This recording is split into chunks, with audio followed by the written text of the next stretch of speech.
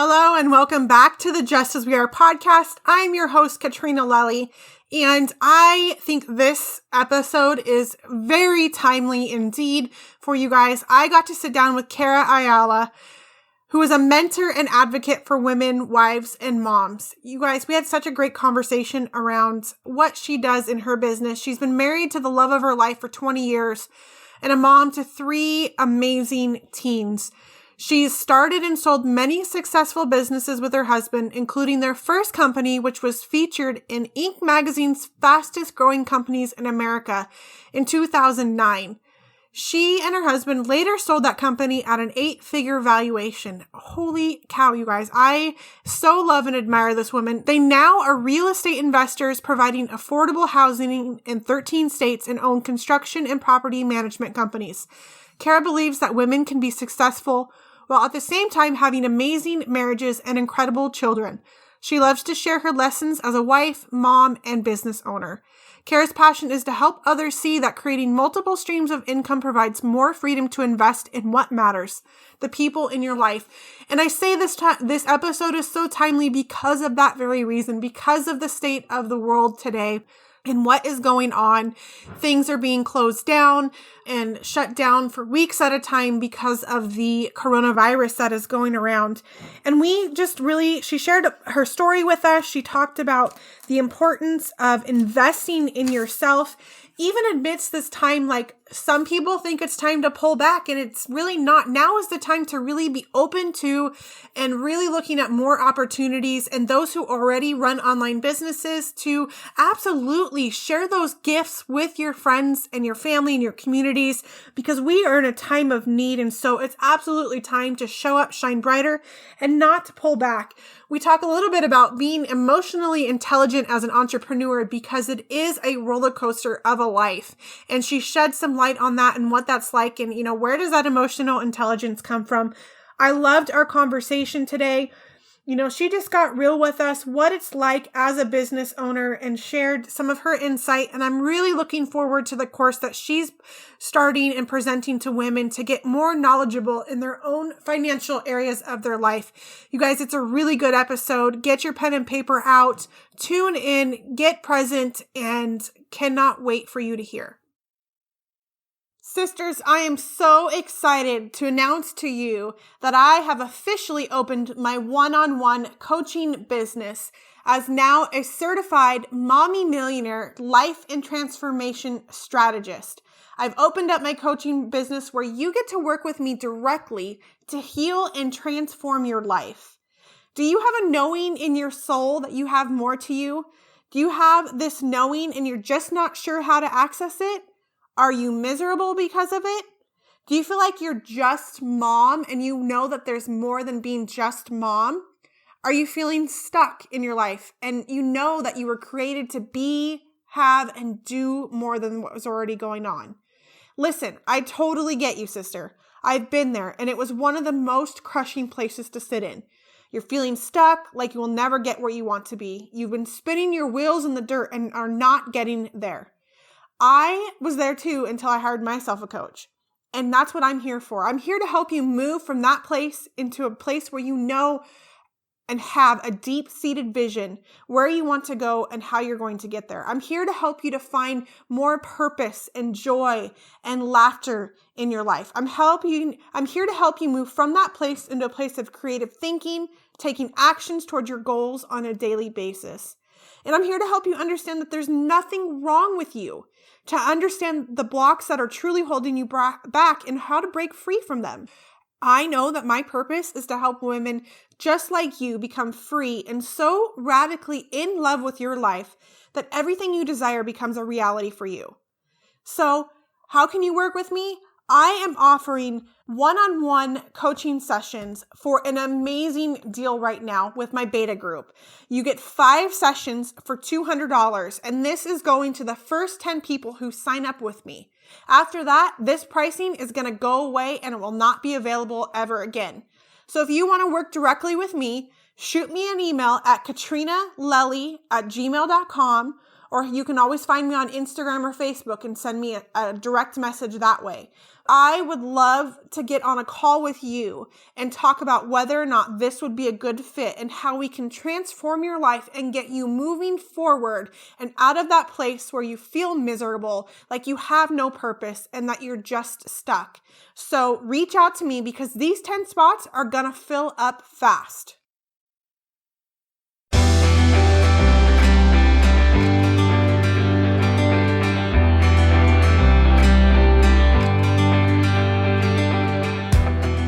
Welcome to the Just As We Are podcast. I'm Katrina Lelly, a wife, mom in recovery, certified life and transformation strategist, community cultivator, lover of people, and student of life. Each week, I'll bring you love, inspiration, share the harder things people are afraid to talk about, and guests who are willing to shine their light for you. I give you self-care practices and mindset tips to help you shatter the negative stories you tell yourself. Now is the time to step into the beautiful, loved, whole woman you already are. Let's walk this journey together.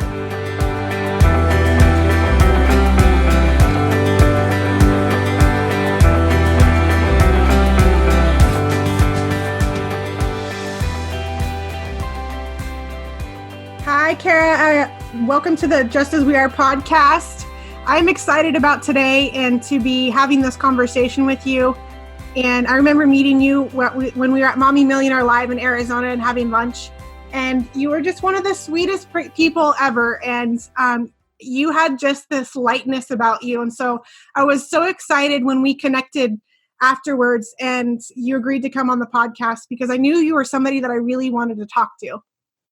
Oh, thank you so much for having me. And I agree. I just felt such like a kindred spirit with you. And you definitely your light shines so bright and you're so welcoming to everyone that comes in contact with you. So I'm just really honored to be here. Oh, thank you. That's so sweet of you. I love that. So we're just going to dive right in. Just share with everybody a little bit about yourself, a little bit about your background. Okay. So I grew up in Wyoming and then moved to Nevada when I was probably 8 years old. And I ended up meeting my husband today in high school. We were high school sweethearts, which is rare these days. And we got married really young. I was 19 and he was 20. And we just had really, just regular jobs, pretty low paying jobs. I think I was making like $8 an hour and he was maybe making $12 an hour. So we didn't go to college or anything like that. And a year later, we had our firstborn. And during that time, my son had to have surgery when he was 1 month old because he had a growth on his esophagus and they didn't know what it was. So we lived in a smaller town. So we had to travel about 3 hours to a hospital for his surgery and ended up being in the ICU in the hospital for about a month. And, we didn't have paid time off or anything. So during that time, there was no income coming in. So I would say that was a very, very hard time for us in our marriage. Financially, and then even just emotionally. I'm a new mom. I'm only 20 years old and have this baby that I have no control over. So during that time, we realized that if we weren't working, we weren't getting paid. So I think that was like a first clue to us of we needed to make some changes in our finances. Fast forward a couple years, and my husband was a plumber. He went through an apprentice program and became a plumber. And he was working out of town when I was having my third child. So the whole pregnancy, he was out of town that entire time. And I was basically a single mom. I had 2 little boys and just, they were all really close in age, so super busy. And he was gone. And we thought, if we're going to be working this hard, in our opinion, we thought, the entrepreneurs just worked all the time and never saw their family. And so we thought, well, if we're going to work this hard, let's just open our own business. So we decided to open a plumbing and HVAC company when my daughter turned about 2 months old. So right after I had her, we just dove right in. We had no idea how to run a business. We just read books, hired people to help us, hired business coaches, and it actually quickly grew. And we did really well during that time. You can stop me at any point, or if you want me to tell the whole story. You can tell the whole story. To this point. Okay. Yeah, go for it. I'll give you just the overview up to where we are today. So then during that time, we had hired a business coach, which, you usually can't afford a coach, as you know, when you're stepping into new things, you need a coach, but most of the time you can't afford them. So we couldn't afford it, but we knew we couldn't afford not to hire them. So we hired this business coach, which taught us everything about running businesses. And during that, though, they started working with us on our goals. And they asked us a question that just Mike and I use this, that's my husband, all the time in our life, still to this day, is if your business isn't helping you in your personal life, then you just own a job. And that was just really, really eye-opening for us, because we were thinking, yeah, we do own our own business. We are making more income, but we own a job. We are tied to this business. And we also didn't have, 401ks, like traditional retirement plans. So we decided to start looking for options to help us to increase our other incomes and then for our retirement. So we had known people that were investing in real estate. So we just bought every book that we could get our hands on, and we listened to CDs because that's what you did back then, and learned all about real estate investing. And we set an intention to buy 2 income producing properties a year for the next 10 years. And we figured by the time we retired, that would be enough to, that we'd have enough cash flow coming in that's how we would survive. And so, when you set those intentions out and you start looking for those opportunities, they start presenting themselves everywhere. So the first year we bought two income producing properties. And then the second year, we ended up buying a whole mobile home park. So it had 72 spaces in it. So we quickly just escalated our buying of our real estate at that time. And then we ended up having 200 and some single family properties and a couple commercial properties. So in the meantime, we had set some goals of when our kids were all graduating, like I wanted to take a whole year off from work. And my husband was like, there's no way we can. We are so tied to this business. Well, we had a business partner. And so we began looking for options of like, they buy us out or we buy them out, because we wanted to either have somebody run our business for us so we could take that time off and be free, or not be in the business and they can take it. So we ended up coming to terms and they ended up buying us out. And that was 2014. And now we only primarily invest in real estate, actually primarily in mobile home parks. So we have a private equity company and we have parks in 13 different states. And we have a construction company and a property management company that goes along with that right now. Oh, that's so cool. I love that. I want to talk, you brought up such an important point about, being in a space where you couldn't afford a coach. Yes. Yet you knew that's what you had to do.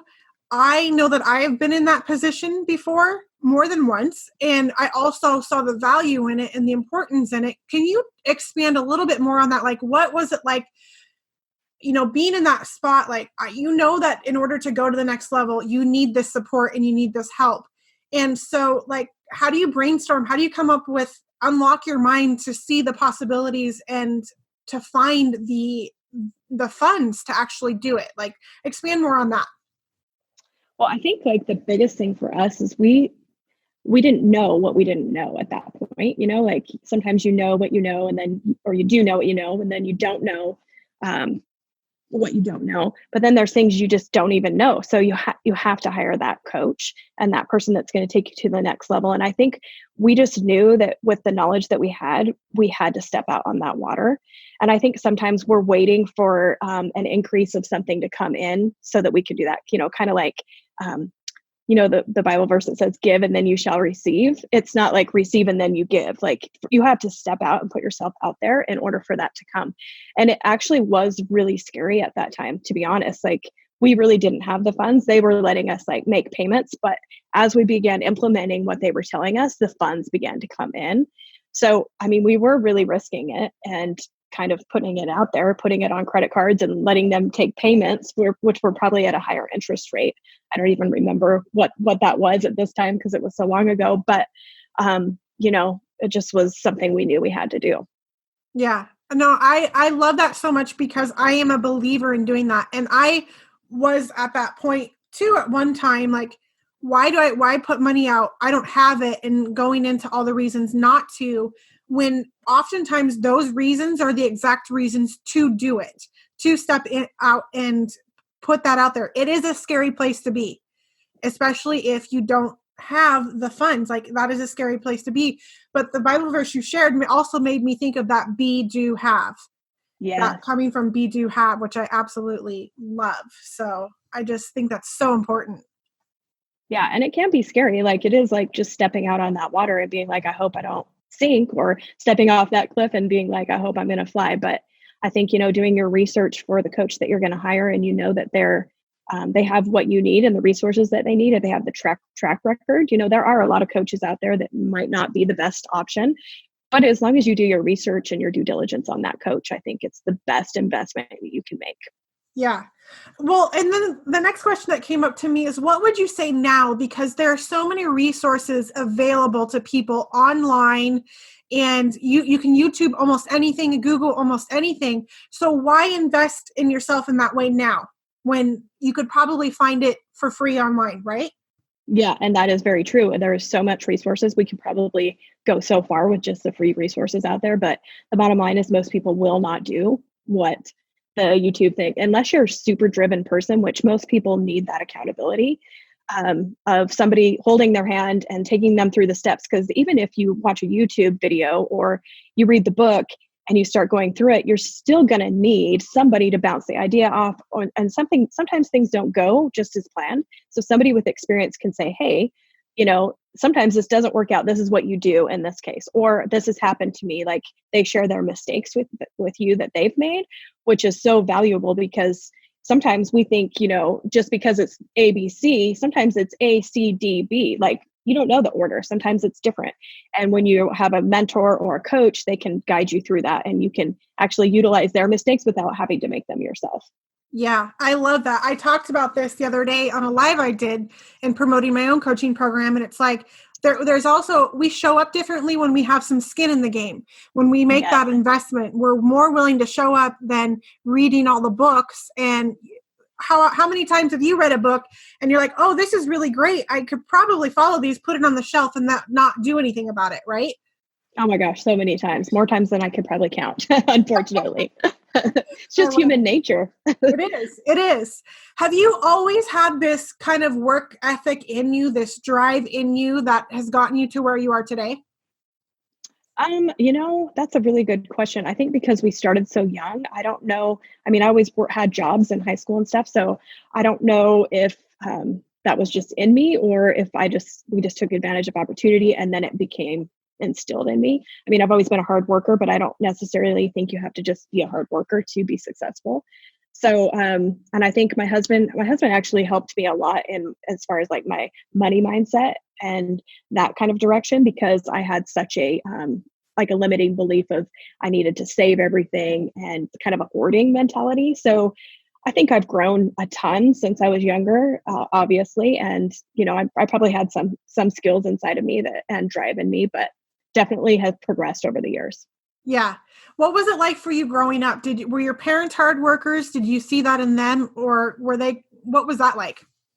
Yes, actually, my dad grew up on a ranch, and he was he grew up like 5 years old, having to, drive trucks and work extremely hard. There was no play. So yes, I come from a family is very, very hardworking and very, what would you say, reserved with their money, and cautious, I would say, very cautious, and not entrepreneurs, though. They had jobs and still to this day do. They're not entrepreneurs. So that's something that I have stepped out in that's different than them. But yes, definitely very hard workers. Yeah, I can relate to that too. I think mostly of my dad, because he grew up on a ranch too and the hard worker, and he doesn't understand what I'm doing. He doesn't get it. So it's hard for him to buy into what I'm doing and support it. He does in his own strange way, but it's just it's a totally different world, totally different animal. And so it's interesting kind of navigating that relationship in that aspect. Yes, I can relate to that for sure. Fortunately, I've been very supported with my parents. They've always been, when we were going to open the business, they were like, yes, go for it, which is kind of strange because I feel like they've always held back, but maybe, they were living vicariously through me. I don't know. Yeah. Right? Yeah. Yeah. So I ask people to kind of just come on and share a little bit about their stories. And, times in their life that have been hard and kind of be as open as you're willing to be with that. So is there something on your heart you'd like to share just to get to know you a little bit more and to open that up? Sure. I have two stories that probably were the toughest times of our lives. And I kind of shared already the one with my son being in the hospital. There's that one. Yeah. And then also in our business, probably 2007, we were in a mining community. So we worked for a lot of different mines in the area. Well, one of the mines ended up going bankrupt and owed us $400,000, over $400,000. And, when you're a small business owner and you have employees to pay and you have vendors, we were counting on that money. That was cash flow that just completely stopped. We had other people paying us. They weren't our only customer, but they were a very large customer. And during that time, it was so stressful. I mean, we had to lay off people, I think that is a really hard job as being an entrepreneur, because you're so caring and you love people so much, but you have to protect the business. So during that time, I feel like my husband and I just really had to band together and just support each other emotionally. And, being an entrepreneur, you have to be so emotionally intelligent during those times, because it's really easy to be swayed during those times. And so also during that time, what we did is my husband actually, the main corporate office was in Canada, and he called, somehow he got the number of one of the finance people and called him up and said, "Hey, I'm going to be in Canada next week." And I thought, we're this company in Nevada and you guys owe us some money. Can I set up a meeting? And he wasn't going to be in Canada. Like, that wasn't really on the books, but he just said he was. And the guy was like, sure. And we ended up negotiating with them to be able to pay us back. And it took probably a year for them to pay us the full amount back. But it really taught us a lot about, community and working together, because we reached out to our vendors were so kind to us and actually loaned us our balances that we had. So they amortized it for us so that we could make payments. Obviously, we would rather just pay everything that we needed to. But when you're in times like that, that's a really hard time. So you have to be willing to ask for help during those times, which is hard to do sometimes. And so we asked for help. We banded together with our core team, and everybody just held strong during that time. But emotionally, it was a very, very struggling time for us. Oh my goodness. There's a couple different things that come up right away for me to ask is like thinking about, as entrepreneurs, you're these business owners. And so being in that space, I'm sure that you feel like maybe you have to put up a different facade, like asking for help is a really big deal. And so how incredible to ask for help as a business owner and have a community come together and not, try to be the tough people, the strong ones to hold it together. We've got this, but instead like reaching your hand out and being like, hey, we're going through a tough time. That's amazing. Yes. And, we really didn't have a choice. I mean, we could have, I guess, but we probably would have lost it all. And I think it's a good lesson that we've taken from there is, even when it's not, you don't have to, and you don't have another choice, like people are genuinely willing to, generally willing to help out and to do what they can. And most of the time humans are good people. Like, we just overlook that and think that everybody's out to get something, when really, if we can find win-win situations for both sides, there's always great opportunity for both sides. Yeah, absolutely. And that comes along with what you were talking, that emotional intelligence as an entrepreneur. Expand on what that means, because I think that totally plays into what we just talked about. Yes. So I think when you're going through a tough time, or as a business owner in general, like it can be an emotional roller coaster, right? Because one day you are doing awesome and the next day all your stuff cancels. Like, you just don't know what is going to happen sometimes. So I think just remaining in that state of, hey, no matter what happens, I'm going to be able to handle this, and I'm going to stay in this calm, still place. Because if I'm going to be riding this wave, it's not going to help anybody around me. And if you're a business owner or a team leader of any kind, you have to be that energy source for those around you, because they're looking to you as their leader to lead them. So if you're going to be like going in and saying, everything's falling apart, what is that response going to do to them? And what is that going to make them feel? It makes the whole team feel uneasy. So I think it's the responsibility of a business owner to remain that stable and still person, and to know that everything works together for good. And sometimes you're going to go through rough patches, but you always make it out on the other end. Yeah. So how do you become that emotional intelligence person? How do you Practice. work that out? Right? Practice. Right, yes. And you know what the hard part is you actually have to go through difficult times to have that help, and I wouldn't wish, times of hardship on anyone, but those are the times that really build that emotional intelligence and really build that toughness in us that we can withstand hard times and we can make it through. So as much as I don't want to say it, everybody welcome those hard times. When you're going through those hard times, you're building so much character during those times. Yeah, absolutely. And right now, with what is going on in the world, it is turning into hard times. And I don't think it's going to get any easier. So what do you share with those people who are in that space right now? I mean, business owners are losing businesses. Some of them are closing down. What would you share with them, with what's going on today? Well, I'm in the same place. I think the thing is right now with this situation, we are all in this together, which actually makes it kind of a good place, because if it was just like one industry being affected, then it might be different, but the whole world is being affected by this. So we are going to have to come together as people. And I think just remaining in a state of calmness and then becoming resourceful, because people are needing so much right now. So even if it's not in your line of business, whatever your talents are, whatever your giftings are, you need to start offering those services to the world right now, because people need that support right now. So I think just becoming resourceful during this time of what are your giftings? What can you offer? What kind of value can you offer?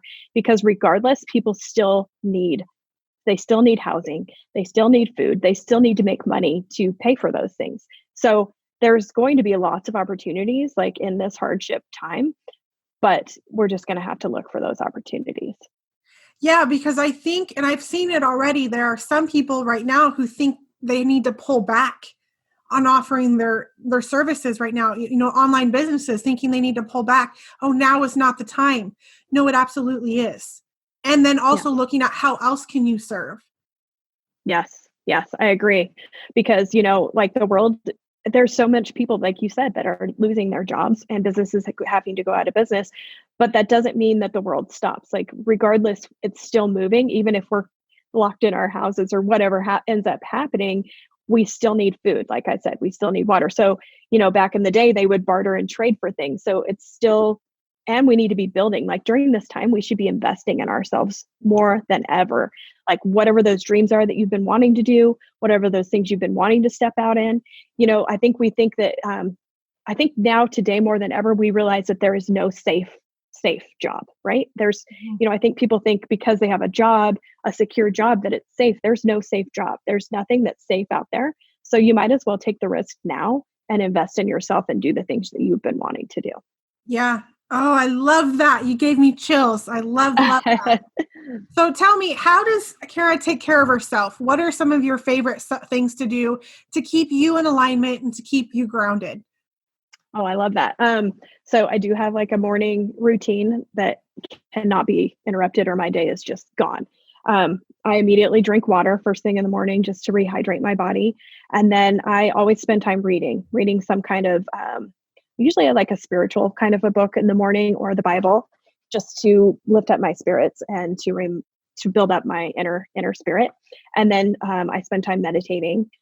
And then I usually will journal. I kind of come in and out of journaling. So that's not a dead set thing that I always do. And then gym time. I think that that's probably one of my number one things that I need to do. I mean, it's an emotional place for me. If I'm not, it's more about my emotions and keeping those in check rather than even my body or my health. That's important as well. But I notice a huge difference if I'm not taking that time to work out my body and spend time in the gym. Yeah, I agree with all of those, especially that gym time.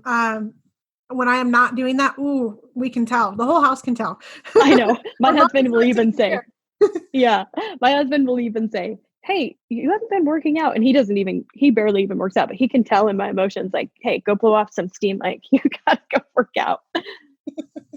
That's awesome. So what do you have going on this year? What's happening for you, business? What's going on for 2020?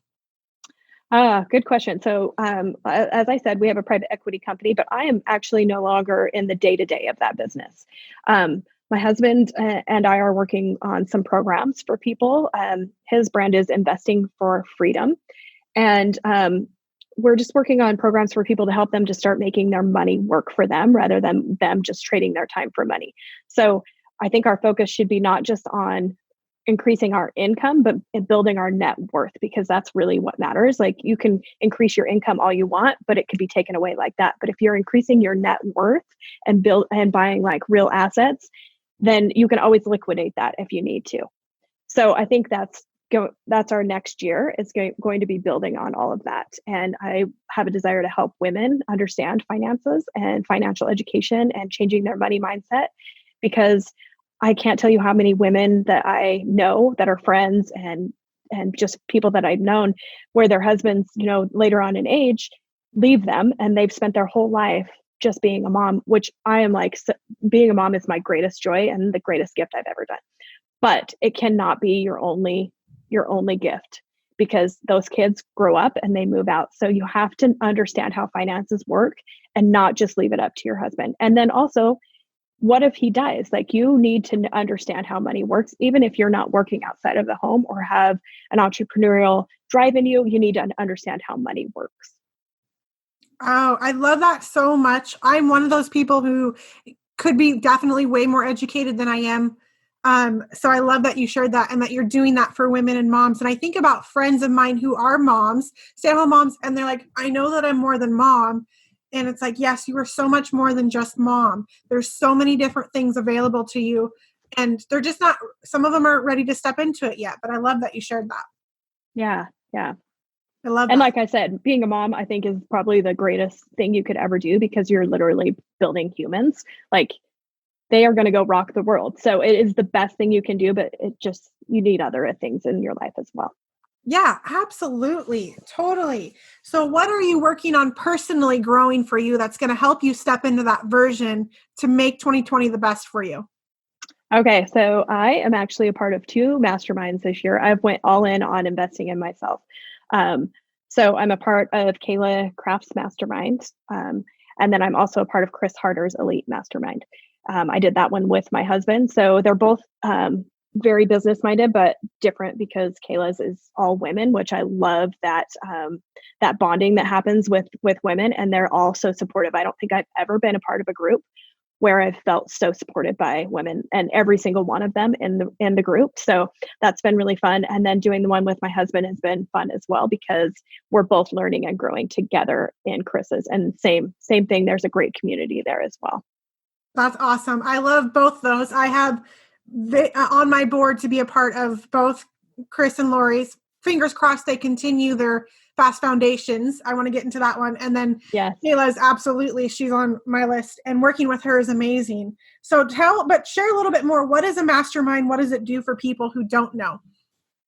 Okay, so a mastermind is great because you're not just working with like one person or like a mentor, but you also have the collectiveness of everybody in that group. So everybody comes with different talents and different ideas. So when you're in a room with them, all the ideas come together. It's almost like, I mean, that's why it's a mastermind. It's almost like the heavens open and everybody's brains come together. It's just amazing. And then the support that you have from them is amazing as well. When you're having bad days and you reach out to them, like they all understand where you're coming from and they can offer support that way. And then I think mostly just the ideas that you would probably never think of because your brain doesn't work like everybody else's. So that's what I love about a mastermind. I love mentors as well. But I think a mastermind is so beneficial because you get that main mentor, but then you get the collectiveness of the mastermind. So you usually meet up, like the ones that I'm in right now. I mean, they can be there's all kinds of ways masterminds meet, but this one in particular will meet both of them actually 3 days at a time, 3 times a year. And then we have calls every month. And then you get one-on-one calls with the mentor as well. So that's really the nutshell of what a mastermind is, but they can be offered all kinds of ways depending on the mastermind you're in. Yeah, they're so valuable. And I love masterminds. I've only been a part of one, and it was incredibly helpful for the time that I was in at that time. And so I love watching the stories of, your guys' stories and them always sharing. I'm like, I will be there one day and I cannot wait to be there. So next year I will be a part of one or both. So Yes, I know that. Yeah, that's exciting. That's so exciting. Is there anything else on your heart you want to share with everybody? Just keep your head straight and keep your mind at peace, and work on that emotional intelligence during tough times. I think that's the biggest thing we can do, and invest in yourself. I think most people think they need to go invest in something huge. And I think the first place everyone needs to start is investing in you, because nobody can take away your mind. Nobody can take away anything that you learn, and that will go with you forever. So that's the best thing that you can do, even and especially during this time, like invest in yourself. So true. I love that so much. Where can we find you at? On Instagram, Kara_Ayala. It's Ayala. Yay! Thank you so much for being a part of this and coming on and sharing your knowledge and your story with us. I just love you, and I see huge things coming for you. And I know you're going to impact so many women, especially helping them with their own financial thermostat. And I can't wait to see what happens for you. Oh, thank you so much. I so appreciate you letting me speak into your audience and trusting me with them. And I'm so excited for you as well. Hi, friends. If you enjoyed this episode of the Just As We Are podcast, it would mean so much to me if you would head on over to iTunes and leave me a 5-star review. Take a screenshot of today's episode and tag me at Katrina Lelly on your social media. If you haven't already, head on over to the Just As We Are podcast community on Facebook and hit join, where you will get to join more of the Just As We Are tribe. And remember that no matter where you are on your journey, you are completely whole and loved just as you are.